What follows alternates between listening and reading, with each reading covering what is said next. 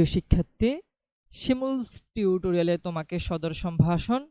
আজকের ভিডিওতে আমাদের আলোচনার বিষয় HSC ICT সাজেশন 2023, অর্থাৎ আসন্ন 2023 সালের HSC পরীক্ষা যারা অংশগ্রহণ করতে যাচ্ছ তাদের জন্য শিমুলস টিউটোরিয়ালের পক্ষ থেকে ICT বিষয়ের উপরে একটা শর্ট সাজেশন। তো এই সাজেশনের যে আমি টপিকগুলো যে রেখেছি সেই টপিকগুলো পড়লে তোমরা নৈবিত্তিকের জন্য উপকার হবে এবং সিকিউ অর্থাৎ সৃজনশীল অংশের জন্য উপকার হবে। আমার এই সাজেশনটি আমার দেওয়ার নির্দেশনা অনুযায়ী পড়বে, তাহলে তুমি কি প্রোগ্রামিং ছাড়াই তোমার পক্ষে A+ পাওয়া সম্ভব। সাজেশনটাতে তোমরা নিশ্চয়ই লক্ষ্য করেছো যে কিছু টপিক আমি লাল কালার কালি দিয়ে লিখেছি, আবার কিছু টপিক আমি কি কালো কালার কালি দিয়ে লিখেছি। তো চলো সেই রহস্য আমরা উদ্ঘাটন করব। ভিডিওটি খুবই ধৈর্য সহকারে দেখবে, কারণ আমি ভিডিওর এই সামনের অংশে কিভাবে তোমরা প্রোগ্রামিং অধ্যায়টা ছাড়াই আইসিটিতে A+ পাবে সেই সম্পর্কে কিছু নির্দেশনা দেব, এবং কোন অধ্যায়ের টপিকগুলো কিভাবে পড়তে হবে সেই সম্পর্কে নির্দেশনা দেব।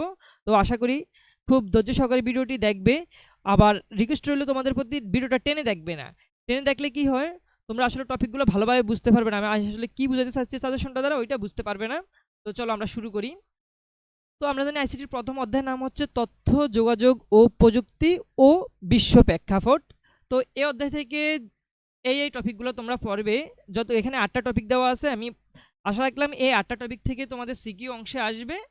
আর যেই দুটো টপিক আমি এই লাল দাগ দিয়ে রেখেছি, একটা হচ্ছে বায়োমেট্রিক্স আর একটা হচ্ছে জেনেটিক ইঞ্জিনিয়ারিং। তো বায়োমেট্রিক সংক্রান্ত যত ইনফরমেশন বইতে আছে, অর্থাৎ তুমি মনে করো ফিঙ্গারপ্রিন্ট, তারপরে হ্যান্ড জিওমেট্রি, তারপরে তোমার কি আইরিস রিকগনিশন, সিগনেচার ভেরিফিকেশন, এই ধরনের যত বায়োমেট্রিক পদ্ধতিটা বইতে আছে, তো সব ধরনের টপিকগুলো পড়ে ফেলবে। আর জেনেটিক ইঞ্জিনিয়ারিংটার টপিকগুলো পড়বে। আবারও বলি, যেগুলো হচ্ছে লাল দাগ দিয়ে সেখান থেকে প্রশ্ন আসার সম্ভাবনা হচ্ছে তোমার 99%, আর বাকিগুলো থেকে তো অবশ্যই আসতে পারে। তো এরপর দ্বিতীয় অধ্যায়ের নাম হচ্ছে ডেটা কমিউনিকেশন ও কম্পিউটার নেটওয়ার্কিং। তো এই অধ্যায়ে আমি তোমাদের পড়ার জন্য 6টি টপিক রেখেছি, তবে 6টি টপিক থেকে আমার কাছে সবচেয়ে বেশি ইম্পর্টেন্ট মনে হচ্ছে ডেটা কমিউনিকেশন সিস্টেমের মাধ্যম। এবার দেখো, ডেটা কমিউনিকেশন সিস্টেম আমরা তো জানি দুই ধরনের, একটা হচ্ছে তোমার কি ওয়্যারলেস, আরেকটা হচ্ছে ওয়্যারযুক্ত, অর্থাৎ একটা হচ্ছে তারবিহীন আর আরেকটা হচ্ছে কি তার সহ। তো যে তারের যে বিভিন্ন তথ্যগুলো দেওয়া আছে, আমরা দেখলাম ওইখানে ফাইবার তার আছে, অপটিক্যাল ফাইবার আছে, এই ধরনের যে তথ্যগুলো আছে। তো এখানে আমি কি ব্রেকেটে লিখে রেখেছি বিভিন্ন প্রকারের তার সম্পর্কিত সব তথ্য তোমার জানতে হবে, কারণ এই আঙ্গিকে কিন্তু উদ্দীপক আসবে। তো আমরা ওয়্যারলেস ব্যবস্থাটা থেকে কি করব, যেটা ওয়্যারযুক্ত ব্যবস্থা সেটাকে বেশি প্রায়োরিটি দেব এবং সেই অংশটা আমরা কি পড়ব। আর যে টপোলজি আছে ওই টপোলজিটা অবশ্যই পড়বে, টপোলজি টপিক থেকেও কি আসার সম্ভাবনা খুব বেশি। তো আবারও বলি, এই 6টা টপিক্স থেকে সবচেয়ে গুরুত্ব সহকারে পড়বে টপোলজি অংশটা, আর পড়বে তোমরা ডেটা কমিউনিকেশন মাধ্যমে এই অংশটা, এবং বিভিন্ন প্রকার তারের যত তথ্য আছে সবগুলো তথ্য খুব ভালোভাবে নোট করে পড়বে। তাহলে এখান থেকে কি সৃজনশীল প্রশ্ন উত্তর দেওয়া খুবই সহজ হবে। এরপরে আমরা জানি তৃতীয় অধ্যায় নাম হচ্ছে সংখ্যা পদ্ধতি ও ডিজিটাল ডিভাইস। তৃতীয় অধ্যায় দুইটা পার্ট, একটা হচ্ছে কি সংখ্যা পদ্ধতি আর একটা হচ্ছে কি ডিজিটাল ডিভাইস। এখন তৃতীয় অধ্যায়ের এখানে মোট আমি দিয়েছি কয়টা টপিক, এখানে মোট তোমাদেরকে আমি 10টা টপিক দিয়েছি, তবে 10টা টপিক থেকে আমার কাছে সবচেয়ে বেশি ইম্পর্টেন্ট মনে হচ্ছে এই 2 নাম্বার টপিকটা, 4 নাম্বার টপিকটা, 6 নাম্বার টপিকটা, 8 নাম্বার টপিকটা।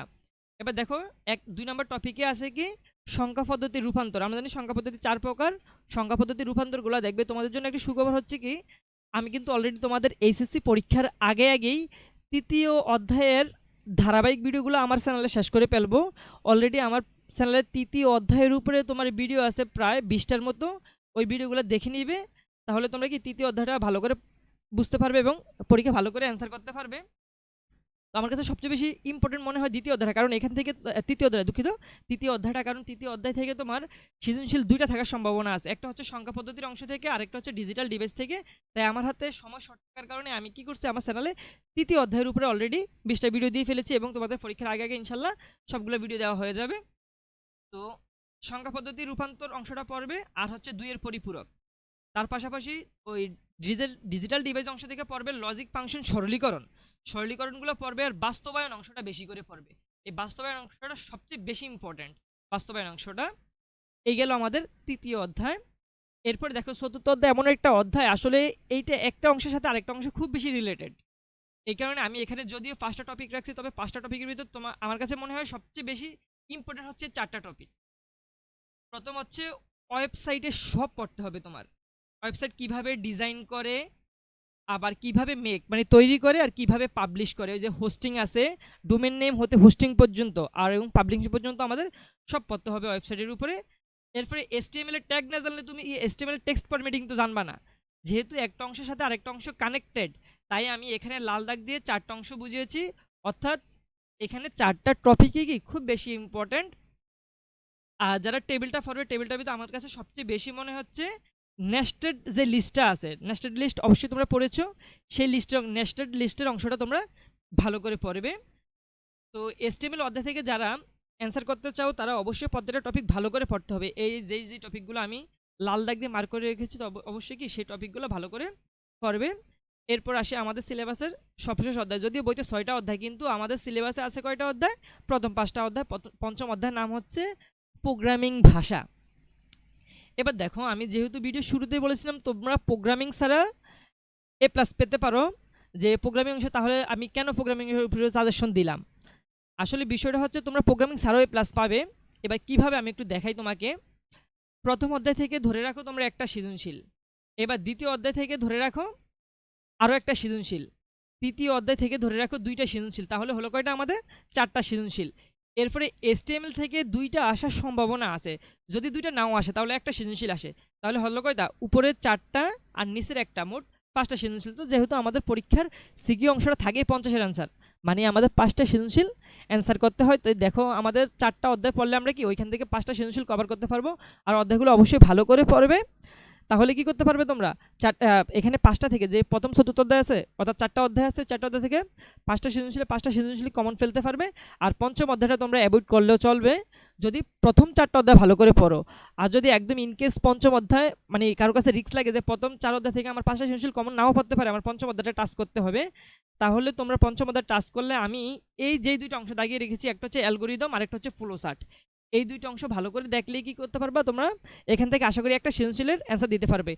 সর্বোচ্চ পঞ্চম অধ্যায় থেকে সৃজনশীল আসার সম্ভাবনা হচ্ছে 2টা সৃজনশীল, সর্বোচ্চ আসবে 2টা সৃজনশীল। পরীক্ষা থাকবে কয়টা? 8টা সৃজনশীল। যেহেতু তোমার 8টা সৃজনশীলের ভিতরে এই 2টা সৃজনশীল বাদ রাখার পরে তোমার থাকে কয়টা? 6টা সৃজনশীল। তোমার অ্যান্সার করতে হবে সেখান থেকে 5টা সৃজনশীল। তাহলে আমরা বলতেই পারি যে প্রোগ্রামিংয়ের অধ্যায় ছাড়াই আমরা কি 5টা সৃজনশীল দিতে পারবো এবং কি A+ পাওয়া সম্ভব। এবার আসতে পারো তোমরা নৈবিত্তিকের অংশে।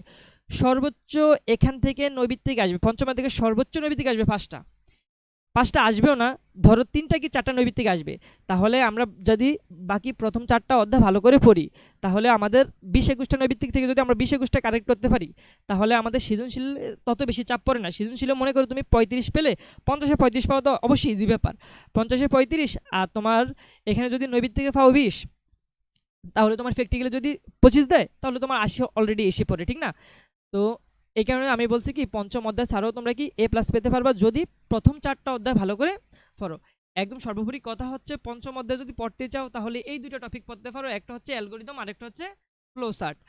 আবারও বলি, তৃতীয় অধ্যায়ের ভিডিওগুলো কিন্তু আমার চ্যানেলে অলরেডি পেয়ে যাবে। সম্পূর্ণ তৃতীয় অধ্যায়, সম্পূর্ণ অধ্যায়টাই কি পরীক্ষার আগে আগে পেয়ে যাবে, আশা রাখলাম। তো যাই হোক, সর্বশেষ কথা হচ্ছে আমি উপরে যে প্রতিটা অধ্যায়ের গুরুত্বপূর্ণ টপিকগুলো নিয়ে আলোচনা করেছি, তাই বলে কি তোমরা বই পড়বা না? অবশ্যই সম্পূর্ণ বইটা একটু টাচ করে যাবে। আর যে টপিকগুলো আমি দিয়েছি, যে টপিকগুলো বলেছি ইম্পর্টেন্ট, ওই টপিকগুলো একটু ভালো করে পড়বে, তবে সম্পূর্ণ বইটা পড়লে কি ভালো হয়, নৈবিত্তিক হইতে সৃজনশীল অংশ প্রত্যেকটাই কি ভালো করে অ্যান্সার করতে পারবে। তো এতক্ষণ ভিডিওটা ধৈর্য ধরে দেখার জন্য অনেক অনেক ধন্যবাদ। তো যারা আমার চ্যানেলে নতুন, এখনও চ্যানেলটি সাবস্ক্রাইব করো নাই, তারা অবশ্যই চ্যানেলটি সাবস্ক্রাইব করে নেবে এবং পাশে থাকা বেল আইকনটি বাজিয়ে দেবে।